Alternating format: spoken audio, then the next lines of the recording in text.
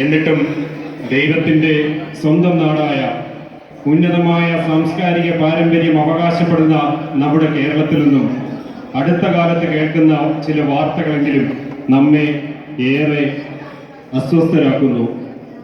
തെരുവിലും ജോലിസ്ഥലത്തും വിദ്യാലയങ്ങളിലും യാത്രക്കിടയിലും മാത്രമല്ല, സ്വന്തം വീടുകളിൽ പോലും പിഞ്ചു കുഞ്ഞുങ്ങൾ മുതൽ മുത്തശ്ശിമാർ വരെ ആക്രമിക്കപ്പെടുന്ന സാംസ്കാരിക വൈകൃതം നമ്മെ ലജ്ജിപ്പിക്കുന്നു.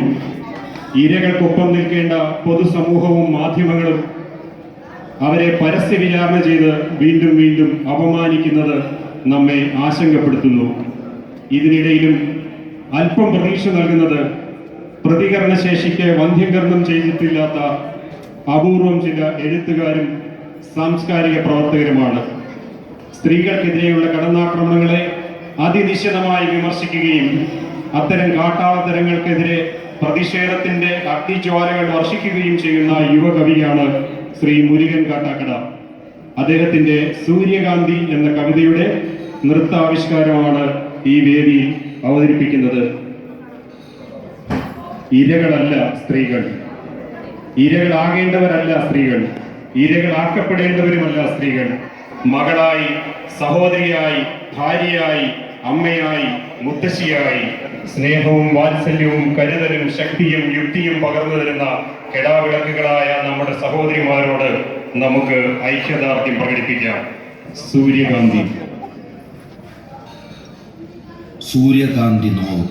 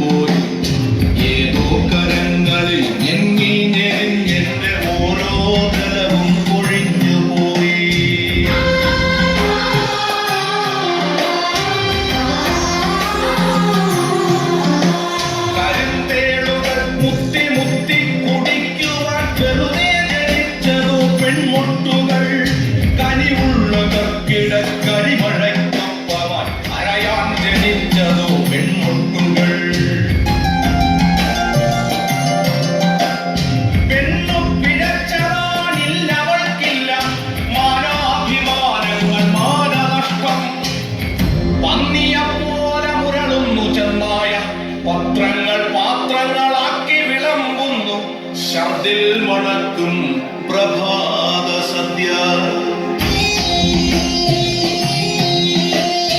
ഇരകൾക്കു പിറകെ കുതിക്കുന്ന പട്ടികൾ പതിവായി കുലച്ചുമയാടുന്ന സന്ധ്യകൾ. കഴുകൻ മുഖങ്ങൾ വെളിച്ചത്തിലും പിന്നെ ഇരവൻ മുഖങ്ങൾ ഇരുട്ടിലും മാധ്യമ തിരമത്സരങ്ങളിൽ വളരുന്ന സന്ധ്യകൾ.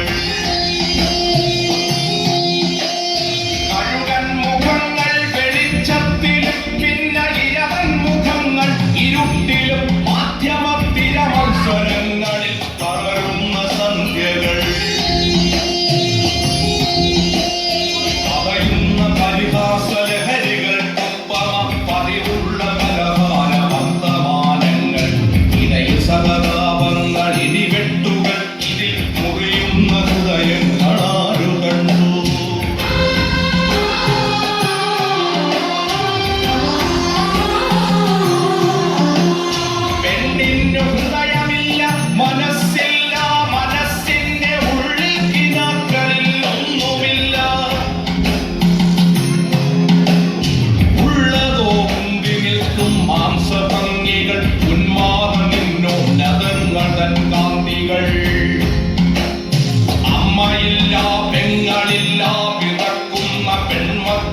മക്കളില്ല ഈ കെട്ടകാലങ്ങളിൽ.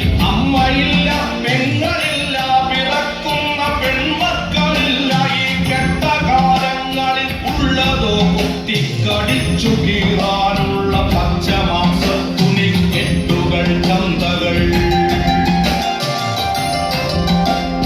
പന്നിയെപ്പോലെ മുരളുന്നു ചെന്നായ പത്രങ്ങൾ പാത്രങ്ങളാക്കി വിളമ്പുന്നു ശബ്ദിൽ മടക്കും പ്രഭാത സദ്യ.